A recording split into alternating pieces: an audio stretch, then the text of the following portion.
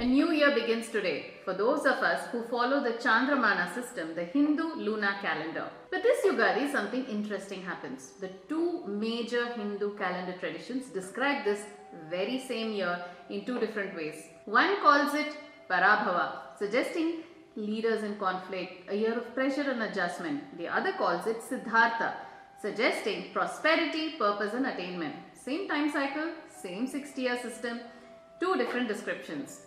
So how do we read this year? Yugadi Parvana Shubhashayaha. I am Dr. Archana Murthy, and today let us understand what Parabhava and Siddhartha are really telling us. If you're new here and still have basic questions about Yugadi, what it is, why we follow a 60-year cycle, why the dates shift every year, I have already made a detailed FAQ video explaining all of that. You can watch it after this video for complete clarity. Today let us focus only on this year. Which year are we entering? Unlike the English calendar, which simply counts years as numbers, our traditional system follows a 60-year cycle. In this system, each year is given a name. That name is not random. Each year has a personality. It contains a certain tone or tendency, not just a bland number like 2026. And our sages have described these tendencies in short Sanskrit verses. If you follow the Shalivahana Samvat, which is widely followed in South India and officially adopted by the Government of India, we enter the year 1948, called Parabhava. If you follow the Vikram Samvat, traditionally followed in many parts of northern India, we enter 2083, called Siddhartha. Let us understand what both of these indicate. Let's look at Parabhava. The verse describing Parabhava reads, Parabhavabde Rajano Yudhyante Saha Shatrubhihi Amayaha Kshudra Sasyani Prabhutyanyalpa Vrishtayaha. When simplified, this verse indicates rulers and leaders may be engaged in conflicts or rivalries. Minor diseases may be seen among the population. Coarse grains may be plentiful. Rainfall may be less or uneven. The word Parabhava itself suggests setback or a sense of pressure. When such a year is described in our text, it usually indicates heightened activity at leadership levels, disagreements, negotiations, power adjustments. It does not automatically mean crisis, but it does suggest movement and friction. The mention of minor illnesses suggests sensitivity in public health, not necessarily something alarming, but recurring health concerns that require attention. The reference to coarse grains and limited rainfall suggests possible irregularity in monsoons or uneven resource distribution. Agriculture may continue, but it may require careful management. So Parabhava in essence reflects a year where systems are tested. Now let's look at Siddhartha.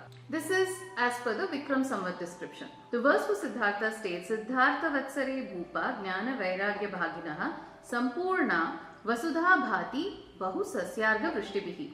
This verse gives a different tone. It suggests leaders may incline towards knowledge and maturity. There may be a rise in wisdom and detachment among people. The earth may shine with abundant grain. Rainfall and agricultural prosperity may be favorable. The word Siddhartha means one who achieves the objective or one whose purpose is fulfilled.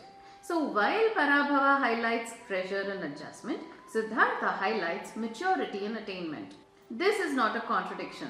It simply suggests that the year may carry both pressure and progress at the same time. Sometimes when situations become intense externally, people become more focused internally. Growth does not always come in calm periods. Sometimes it comes when we are required to think more clearly and act more deliberately. So when I read these 2 year names together, I see a year where there may be activity and pressure, but also progress. You may be thinking what this means for you.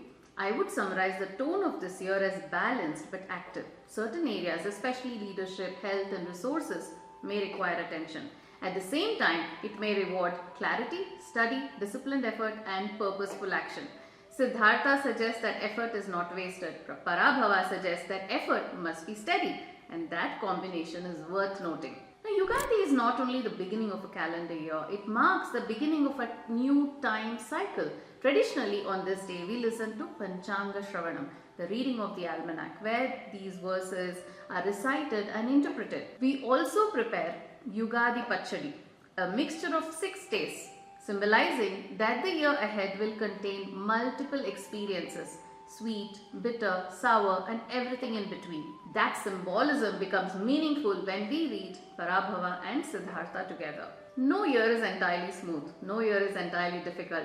Each carries mixed indications, and our tradition has always acknowledged that complexity. Starting tomorrow, I will begin releasing my 12 Rashi forecast videos for the new year. One dedicated video for each Janma Rashi. In each video, I will analyze how this year's planetary influences, transits may unfold specifically for your Rashi based on classical Jyotisha principles. So whether your Janma Rashi is Mesha, Vrishabha, Mithuna, all the way to Meena, your detailed forecast is coming.